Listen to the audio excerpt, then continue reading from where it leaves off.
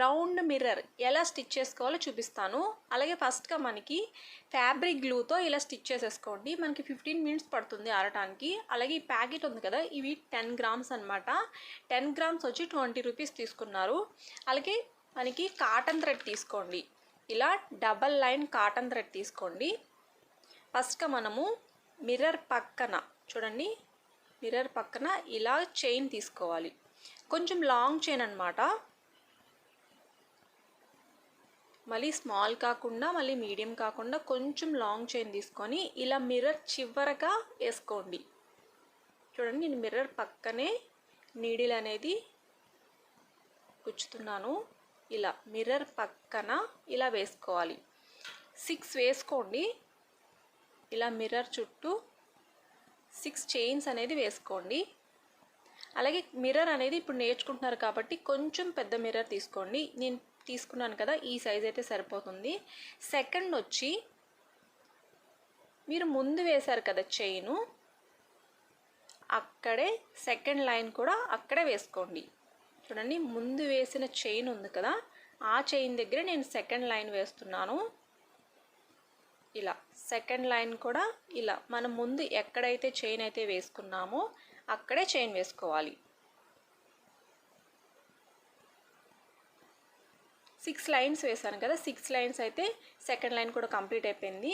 తర్వాత వచ్చి ఒక స్మాల్ చైన్ వేసుకోండి. అంటే ముందు వేసిన చైన్కి మిడిల్లో వేసుకోవాలి. చూడండి, ఇలా మిడిల్లో చైన్కి మధ్యలో ఇలా చైన్ అనేది వేసుకోండి. సరిగ్గా మిడిల్కి రావాలన్నమాట. ఇది చాలా అంటే చాలా ఈజీ. మీకు మిర్రర్ స్టిచ్ చేయడం రాకపోయినా ఈ వర్క్ అయితే మీకు చాలా ఈజీగా స్టిచ్చింగ్ అయితే చేసేసుకోవచ్చు. ఇలా మనం మిడిల్లో ఇలాగా మళ్ళీ 6 రావాలి. మనం ఫస్ట్గా 6 వేసాం కదా, 2 వరుసలు వేసాము.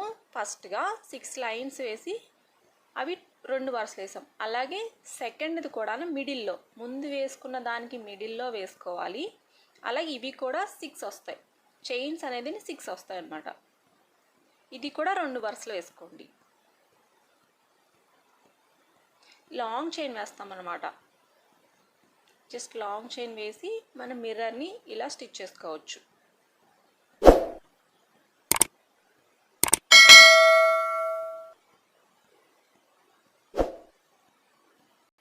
ఇవి గాజులు కూడా తీసుకోవచ్చు.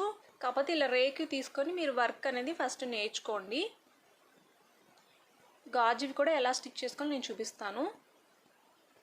వీడియో నచ్చినట్లయితే తప్పకుండా లైక్ చేయండి, షేర్ చేయండి, నా ఛానల్ సబ్స్క్రైబ్ చేసుకోండి ఫ్రెండ్స్.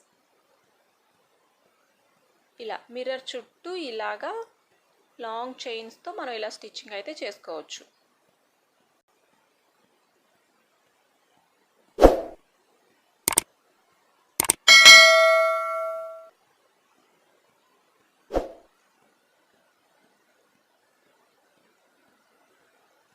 ఇలా మిర్రర్ చుట్టూ మనం లాంగ్ చైన్స్తో ఇలా స్టిచ్చింగ్ చేసుకున్న తర్వాత స్మాల్ చైన్ చుట్టూ మనము అవుట్లైన్ కింద గొలుసు కుట్టు అనేది వేసుకోవాలి. సేమ్ నేను ఈ కలర్తోనే వేస్తున్నాను. కావాలంటే మీరు వేరే కలర్ వేసుకోండి. జరీ థ్రెడ్ వేసుకోండి, చాలా బాగుంటుంది.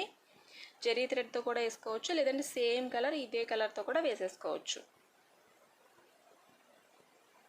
ఫస్ట్గా మిర్రర్ అంటించిన తర్వాత 15 మినిట్స్ అయితే ఆరాలి సిస్టర్.